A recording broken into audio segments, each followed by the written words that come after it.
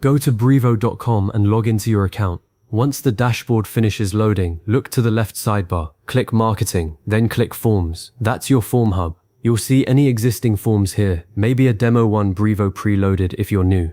Now hit that blue Create Sign Up Form button. Brevo drops you onto a page where you pick a form type, pop-up, inline, slide-in, floating bar, or the old school full page. Choose whichever matches where your visitors will actually interact with it. Then type a descriptive name, something like blog sidebar, weekly tips, instead of form 2. Click Create Form and you're done. A fresh sign-up form sits inside the editor, ready for you to customize fields and design. That's the skeleton, and it takes about 40 seconds once you know where the buttons are. Now, if you just needed the bare bones, you can go run that and publish. But let's walk through the decisions that stop you from building a form that looks live but quietly collects 0 contacts. Because I've absolutely been there. I made 3 forms for the same campaign once, all slightly different, all collecting into the wrong list. Took me 2 weeks to notice only half the test emails were landing, so I'm going to step through exactly how to avoid that kind of mess. First, accessing the right place. Log in and make sure you're inside the correct Brevo account. A lot of freelancers or agencies juggle multiple accounts under the same email alias. I keep a separate Chrome profile now, just for my primary Brevo login, because I've built an entire automation sequence inside a client sandbox by accident. Not fun to untangle. Once the dashboard loads, the marketing menu is where Brevo hides anything related to contacts, campaigns, and forms. It's not under contacts directly, which trips people up. Forms live under marketing because Brevo treats them as a campaign tool first, a data collection tool second. Inside the forms page, I always pause and scan my existing forms. Duplicate forms are the silent killer of clean data. Before you create a new one, ask yourself, do I already have a form doing this? I now name all my forms with a convention. Sork, Agout, Vdivop, SMS opt-in, February 2025 is instantly clear. When the Valentine's sale ends, I archive it straight away. Naming discipline saves you from that moment 6 months later where you're staring at 7 untitled form entries and have no idea which one's live on your homepage. So before you even click Create, have a naming convention in your head. Click that Create Sign Up Form button. Now the form type screen wasn't always here. Brevo used to dump you straight into the editor with a default pop-up. The newer workflow is much better. You get a visual picker. My opinionated advice, don't use the full page form unless you absolutely need a standalone landing page. It loads like a microsite and takes the visitor off the page. And in 2024, my tests showed a 12% drop in completion rate compared to an inline form that sat right inside existing content. Inline forms embedded naturally in a blog post or under a hero section consistently outperform pop-ups for quality signups, especially if you're offering a lead magnet or a content upgrade. Pop-ups win when you have something urgent, a sale ending, a webinar starting, but they annoy repeat visitors. The floating bar is underrated for promoting a newsletter on a content site. It sits at the top or bottom without blocking reading flow. Pick based on user experience, not because one looks flashier. Once you select the type, name it. Here's where my convention kicks in. I literally type things like blog posts, Agout, content upgrade, evergreen.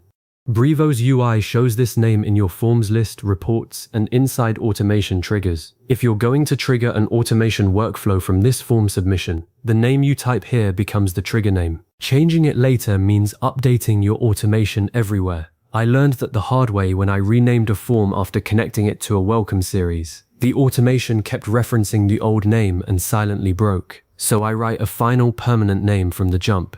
Review the type and name quickly, then hit Create Form. The editor loads. If you missed the review step and accidentally chose a pop-up when you wanted an inline, you have to start over. There's no switching templates without losing your configuration. I've seen people customize for 30 minutes only to realize the form type was wrong, so 2 seconds of double checking saves a redo. I'm seeing now the form exists, but a raw untouched form isn't ready for visitors yet. At minimum, you need to set the fields, the subscription list or CRM list that receives the contacts, and the confirmation behavior. Brevo's default fields are email only, which is smart because that's the one field you must have.